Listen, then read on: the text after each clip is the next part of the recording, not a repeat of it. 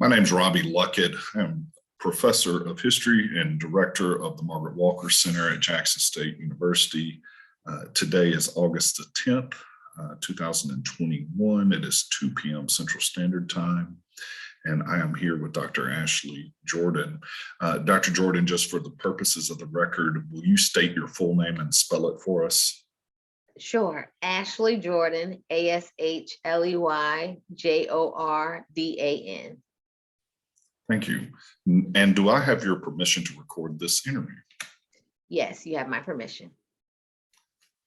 Let's start with a little bit of biographical information. Could you tell us a little bit about yourself? When you were born, where you're from, a little bit about your family, how you grew up, your educational background, those sorts of things. Sure. I grew up in Mansfield, Ohio. 80s baby. I'm the oldest of four. I would say in our household, yes, there was a strong emphasis on education, scholastic achievement, athletic achievement, things of that nature.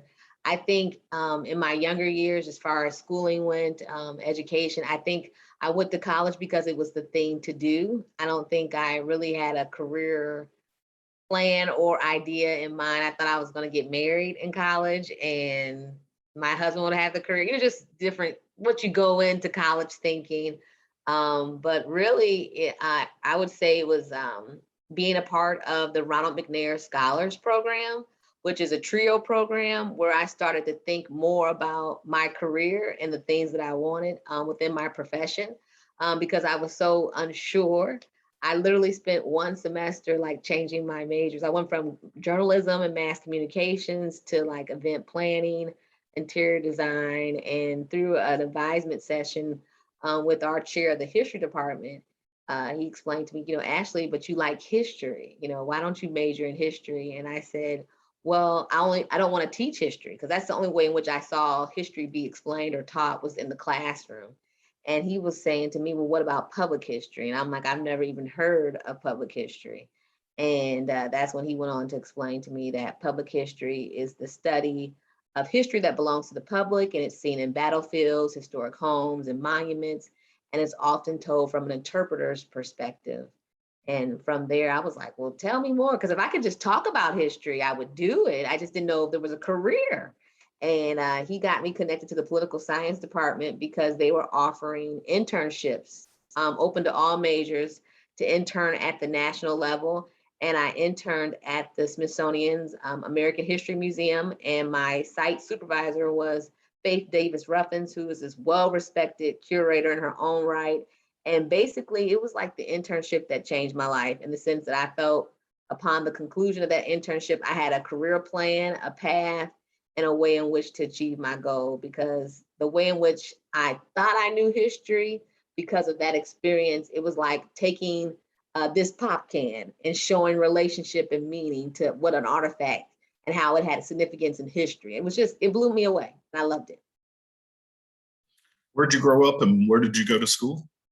I attended Lexington Public Schools, which is in Mansfield, but like in the suburbs of Mansfield. I graduated high school class of 2003, and I went on to Kent State University for my undergrad degree. And then I went on to Howard University for my post graduate work. And I got my master's in museum studies and my doctorate in United States history. And where do you live now? I currently live in Cincinnati, Ohio, where I serve as a senior director of development for the National Underground Railroad Freedom Center. Did you have any kind of professional experience before you came to the museum field, or was this something that you got turned on to in college and then kind of came straight into it? I would say from college, just having that internship experience having a strong intern coordinator definitely helped as well, because she helped to define more about what history is. Because the other thing too, just understanding about history is all the specializations. And when I kept saying I wanted to be a history major, she was like, well, what kind of history? There's military history, there's European history. What kind of history do you want to specialize in? And I was like, oh, I didn't think about that. Just breaking that up. But just from working with her, we were working on a project called the Scurlock Photography Project, and it documents the story of the Skurlock, I think it was the father and the son.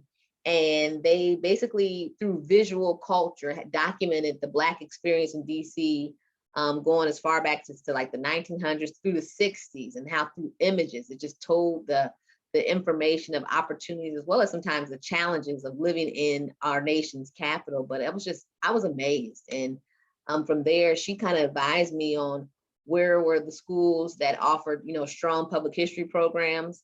And I knew I wanted to come back to DC because in areas of the interest with the museums, the Smithsonian, how they call it the National Mall. Yes, that is true, because they do have a little bit for everybody, the sciences, the natural science. I mean, it's just everything is there. And so I wanted to come back to DC, and being there at the Moreland Spingarn when we were working on a project for her, seeing that repository, also seeing when we had a chance to tour the history department, they had a picture of the history club dated 1913. And for me, I went to predominantly white schools, K through 12. And to see that image for so long, I always felt like I was the one. And to be surrounded in an environment where there were other history majors, I was like, oh, this is the school for me. I was so, and it was the best decision of my life.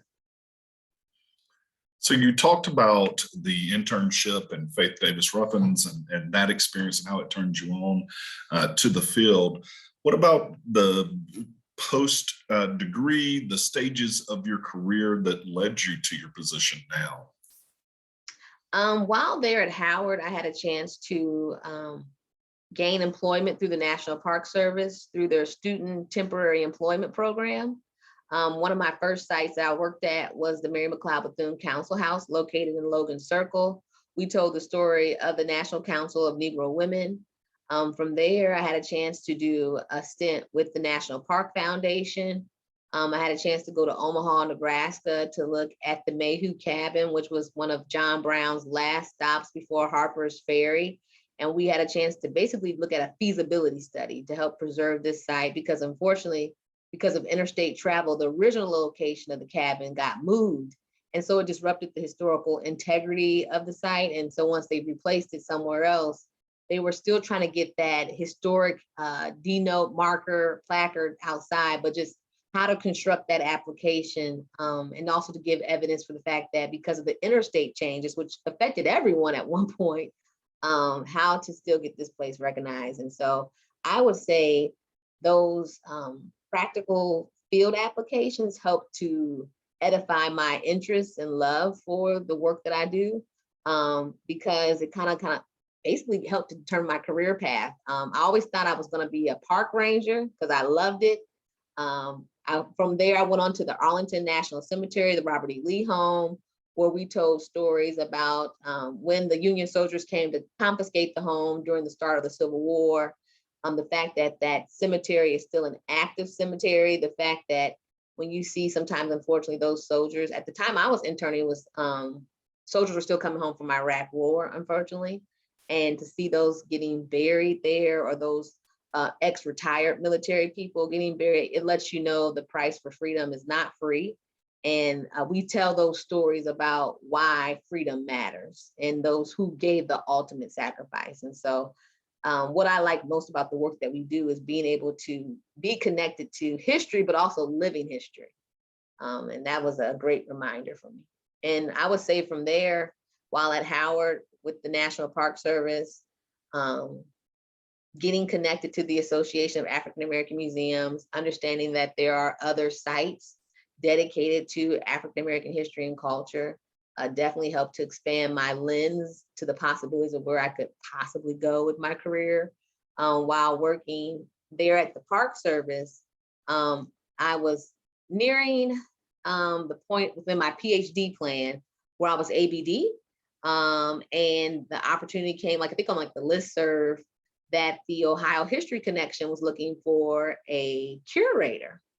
And one of the things that I noticed from some of my peers, and I would just advise anyone who's in the field or not so much in the field, but in school looking to gain experience, I say do it now, because it just makes you much more well-rounded upon the completion of your education.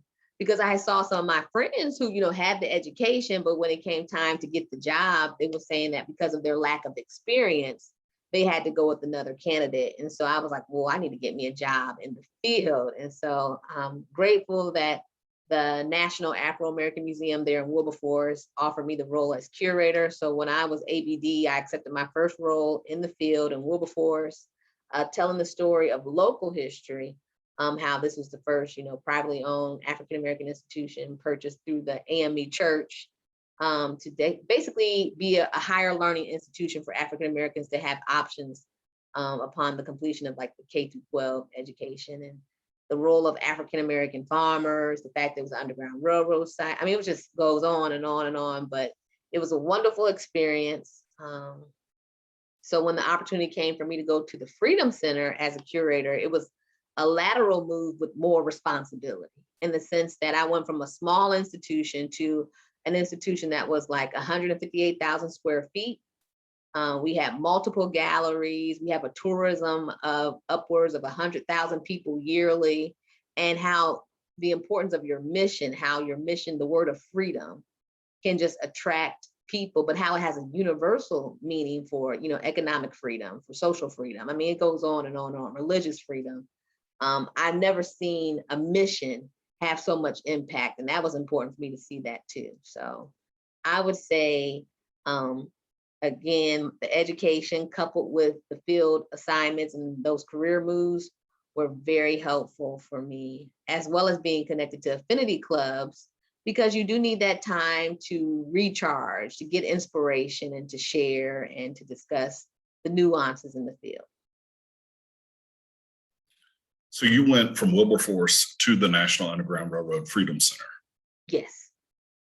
And now you talked about your role there. Can you tell us a little bit more about what you do on a day-to-day basis there? Sure. So I'm no longer a curator. I have since had some other leadership roles. So I was recruited when I was a curator there at the Freedom Center. I was recruited to come to Evansville, Indiana, to serve as their executive director. I had finished my PhD in history. And I was recommended through the Association of African-American Museums. So the importance of being connected to affinity clubs.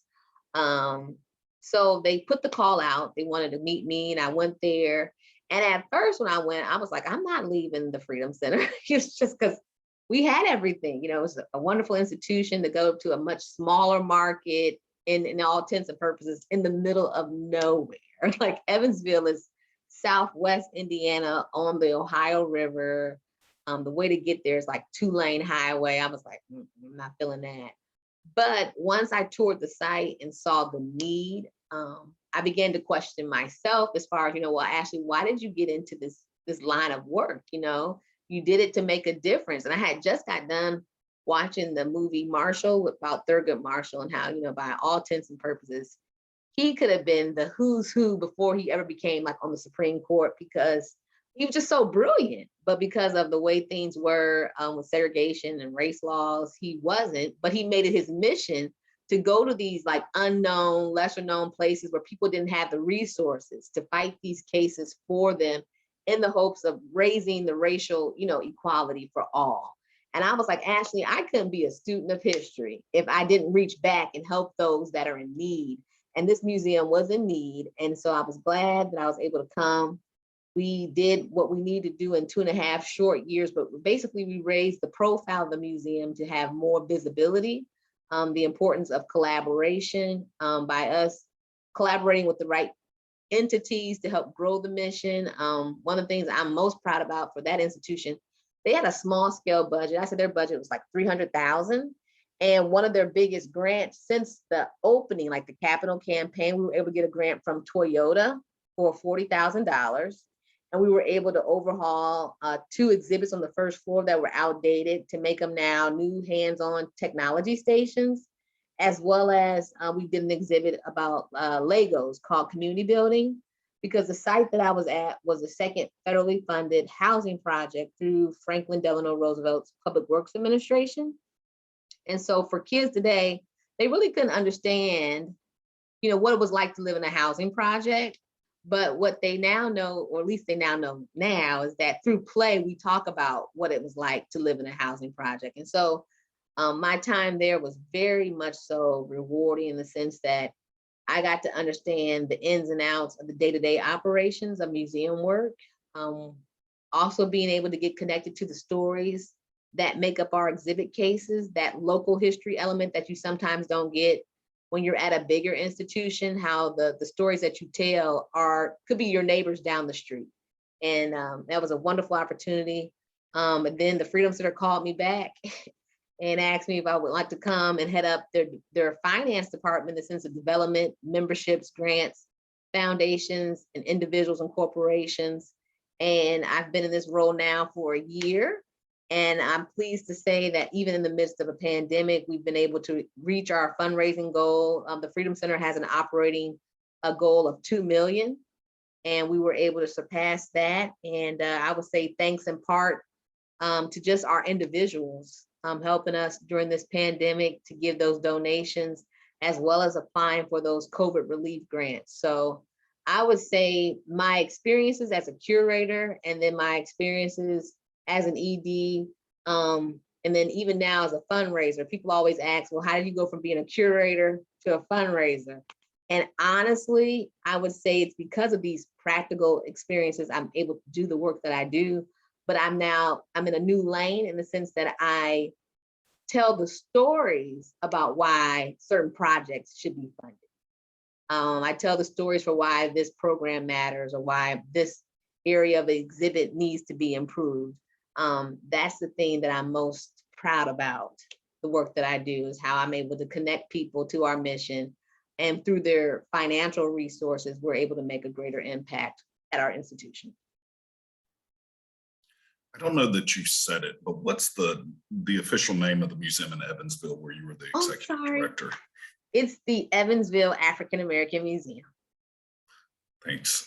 You're welcome. So in terms of your day-to-day work, what are some of the biggest misconceptions you run into and some of the unknown aspects of the work you do? I would say some of our misconceptions that we're working through. We understand that sometimes I think people think that because we're a national institution that we get federal funding, and we don't. We are the National Underground Railroad Freedom Center because of the name of the scope in which we want to study the discipline of the Underground Railroad. Like, our site is not just a regional history museum, it's not just a state museum, but we want to explore nationally the concept of the Underground Railroad, but then how it pertains to contemporary times. We deal with topics related to human trafficking, as well as mass incarceration, and we now have an ongoing commitment for social justice. So that is one area that we tend to have a lot of conversations around, because people assume that our budgets are already allocated through the federal government, and it's not. We rely heavily on public funds of our corporations, grants, foundations, individuals, and as well as our front door missions. So that's one misconception that we work through. What was your second question, Robbie? Just the unknown aspects of the work that you do that someone might not know if they, heard that you were a fundraiser at the National Underground Railroad Freedom Center. I would say another unknown about our institution.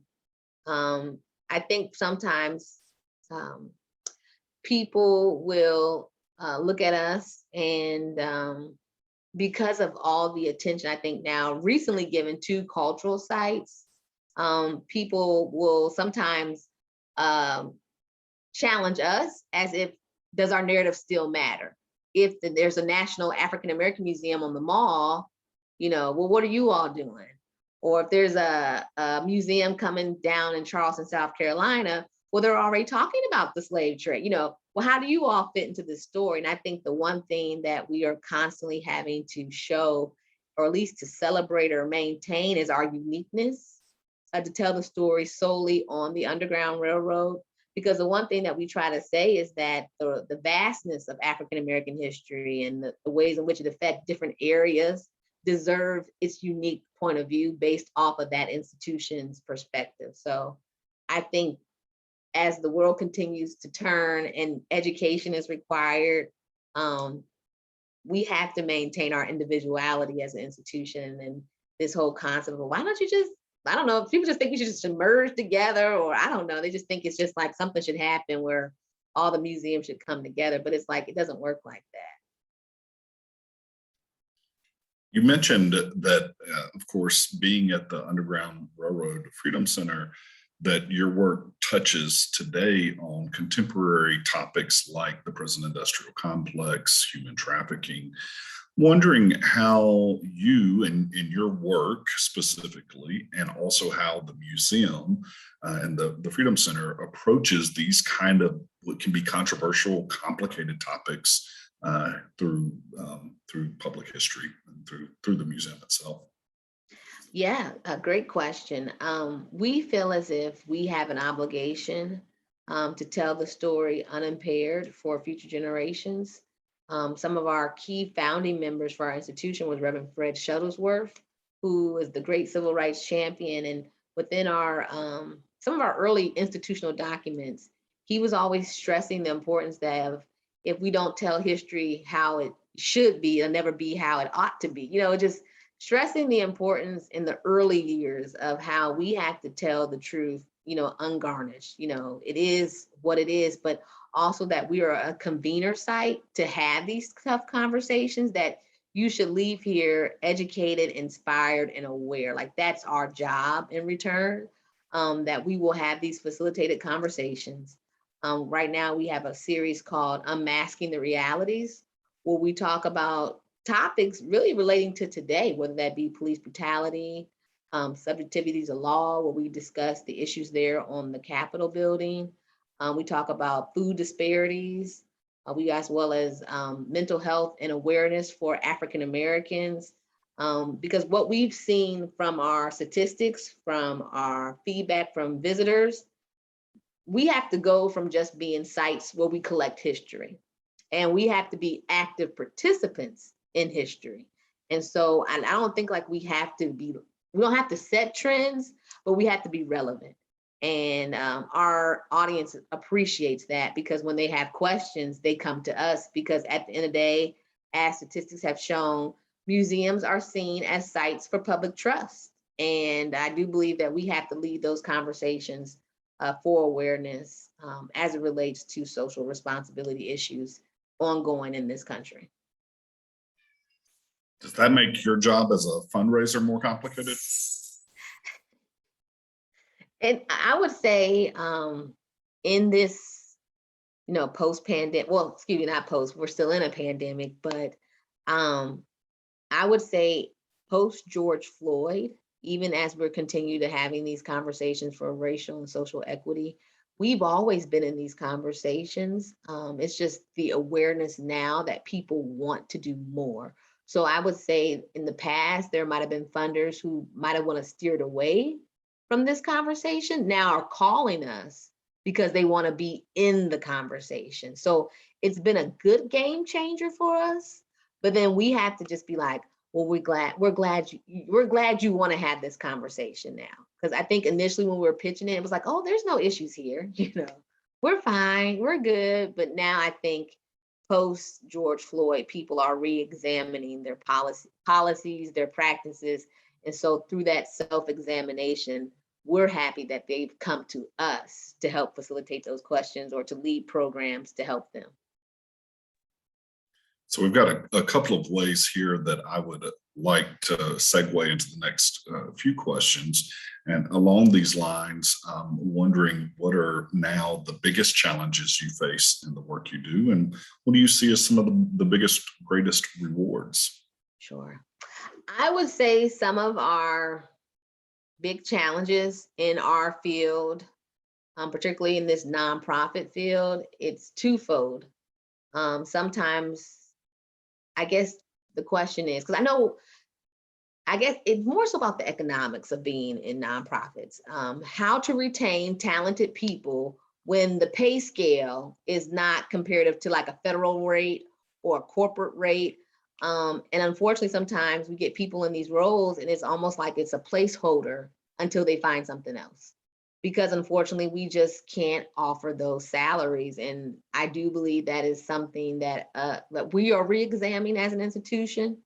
It's important because people have to live. Like, I think this pandemic has shown us from what we've seen about people are not returning to work because they are making more money, kind of being their own entrepreneurs or making, being Etsy entrepreneurs. Like, they're just, everyone's finding new ways to make it. And if it's for them to be consultants, they're doing that too. So I think as we look to the future, one of the challenges I feel that nonprofits have to do a better job of is retaining talented people, as well as the importance for when we do bring on people who are non-museum professionals, the importance of onboarding, because unlike any other nonprofit, we're a museum. And the way in which we structure ourselves, the way in which we conduct ourselves, there's levels to this. And I would advise that they, take the time to read those introductory museum one-on-one books. I know it may be redundant and it might be tedious, but it's necessary for your self-education because you just don't want to go out here blind. So I think that has to be a part of the orientation, that museum, that training. Because I know we talk a lot about your benefits and the things of that nature, but I know sometimes for me as a leader in this museum world, I'm spending a lot of time going back to the basics. Well, since you mentioned this, I'm going to go off script. What is the 1 or 2 Museum 101 books you would recommend for people going into the field to read? I would say, and I'll probably give you the exact titles because I could be, totally paraphrasing, but it's Museum Administration. And I can see it right now, but I'll give you the title for that. It's Museum Administration for sure. I think the one book that is like my go-to guide for any museum professional, I just feel like you have to have some type of finance, some type of understanding of the flows of money, how this works, how to get your program funded. I know some people are like kind of leery about asking for money, but you should be able to maintain a budget, know what the costs are, indirect, your outputs and outcomes, how they all affect, things. And so I would say Fundraising for Small Museums is an excellent book for anyone who's a novice, just wanting to understand more about how this all works.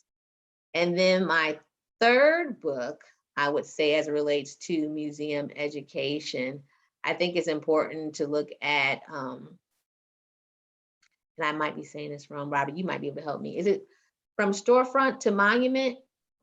Yes. If your interest is in cultural studies, it's important to understand the narrative of how African-American institutions, how they got their emergence from really, in a sense, going from private homes into museums. I think that's important.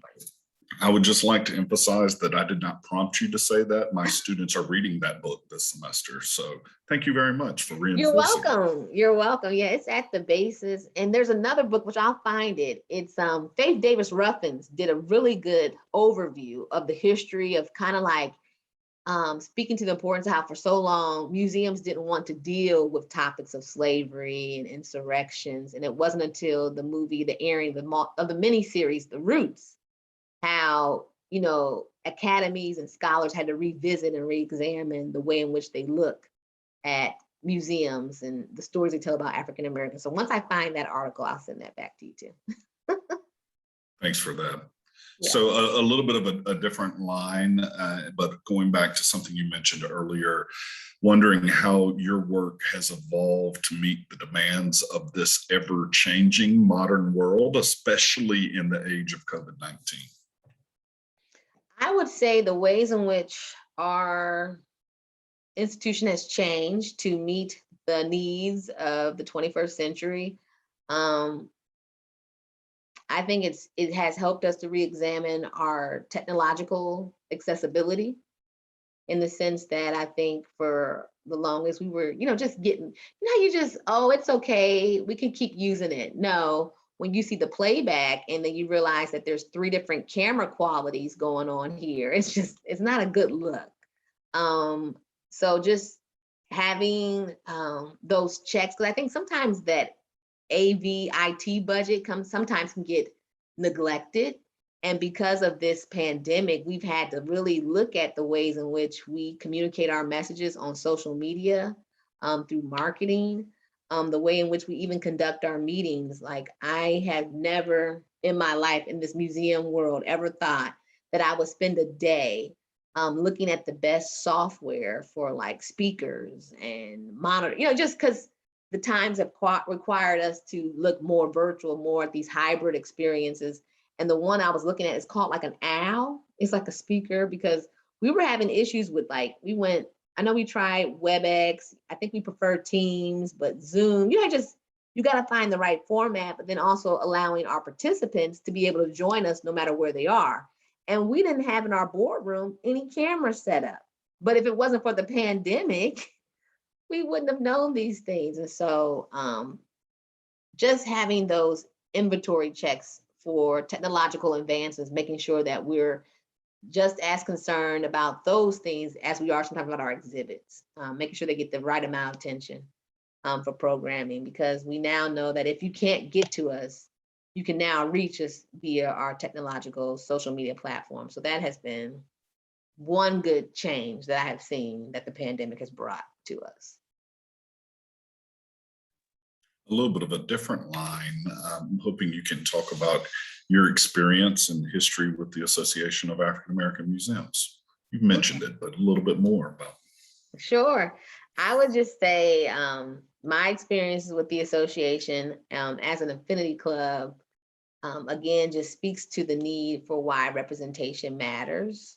Coming from a predominantly white K through 12 educational system, and then coming to Howard for my graduate work, it was just such an awakening for understanding and for culture and appreciation. But then when I had went to Wilberforce, within their archives, at one point the association's papers were housed at Wilberforce. And so seeing those documents, I was like, I didn't know. I mean, I had heard, but to see it, it just blows you away. And from there, I went to my first conference in, I think it was Alabama. And ever since then, I think I went to my first conference in 2014. I've been going ever since. If it wasn't for the pandemic, I had like perfect attendance, but it was just that chance to be around other museum of professionals. Because even at an HBCU, I know it's a misconception that, well, there's going to be museum professionals. No, there wasn't. I was the only one. And so being in that association of other museum professionals, seeing another curator my age was like, it was wonderful.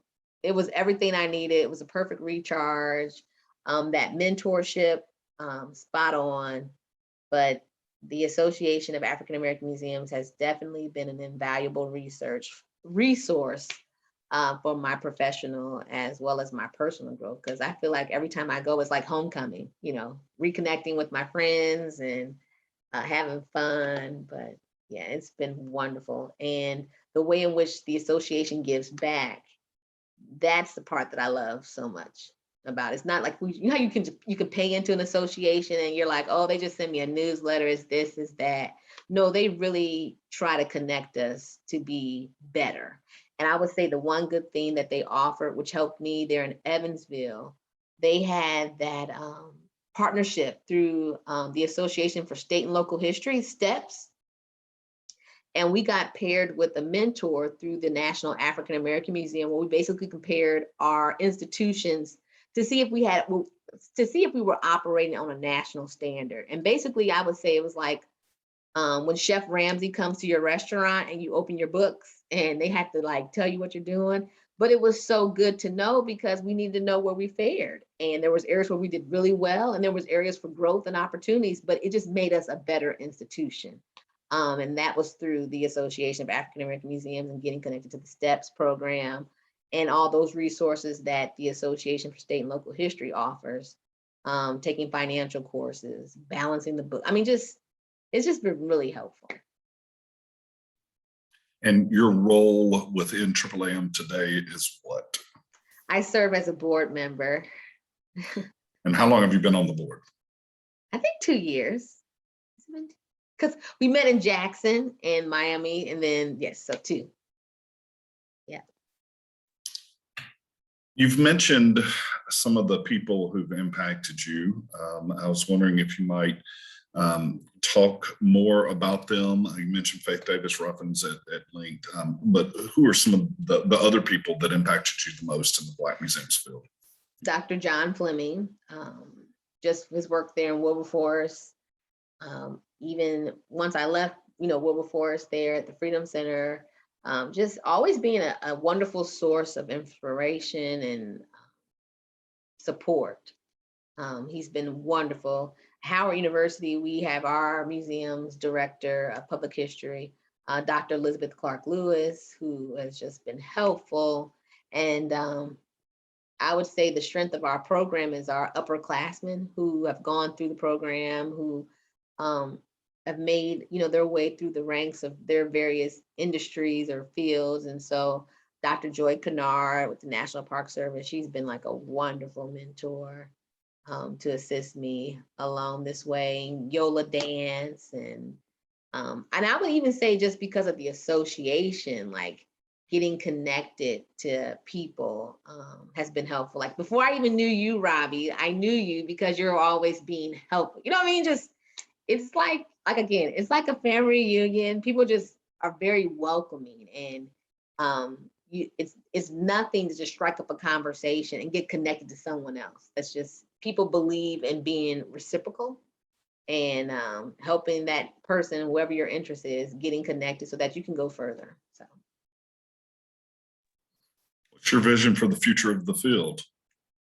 I would say my vision for the field is that we are one that is holistically sound in the sense that we have cultural institutions with financial sustainability, organizational support for growth, as well as collection stewardship. I think at the heart of what we do, which makes our site so special, is the fact that we have heart and soul, and people see that through our exhibits. And I think once you have those things achieved, and then you can start to implement more of the education, the engagement, and the expansion. Because the work that we do, yes, we understand we're supposed to educate, but without financial stability and without people coming to visit, we don't matter. So we just need to have those two continuous components always on people's forefront of their minds. What would be your recommendations for people who want to enter this work in this field? My recommendation is that you keep an open mind, be flexible. I also think it's important, if it's for you, to max out on everything. So if it's your education, go for it. Go for the PhD. If it's for a professional writer's course or professional development for leaders, take it. Because sometimes it's just not enough just to have education. Sometimes it's just not enough to have the experience, but you want to be well-rounded so that there's no determinant for you to be disqualified. You want to make sure that you're in these conversations. And I would say the other piece that I think is so, so important, make sure that you find a mentor that is just as concerned about you reaching your finish line and your goals, so that you will not get deterred, because it's easy just to give up, because that's, fear does that to you. But making sure that you have a support group that's going to encourage you to make sure that you reach the finish line is so important. And as long as you're falling forward, you're going good. I always think when, it's like, there's like a quote or a saying about the bow and arrow, like sometimes life pulls you back, but as long as you're aiming forward, I always say fail fast, get back up, take what you could from that lesson and keep going. Like that's the only thing you can do. So that's my piece of advice. That's fabulous. We are here at the end of this oral history. Any closing comments that you would like to make at this point? No closing comments, because you're going to edit this, I hope, Woody. I said Woody. My boss's name is Woody. I'm sorry, Robbie, but you're going to edit because I'm really working on my so sorry. I'm sorry. No, this has been great. Okay. We will make this available to both my students and to researchers. We will be keeping it as part of the Margaret Walker Center collections. Okay. But as we get the transcript finished, we will share it with you and give you a chance to look it over too. But Dr. Ashley Jordan, I am very grateful for your time today. Thank you so very much. Thank you. I enjoyed it. Thank you for the invitation.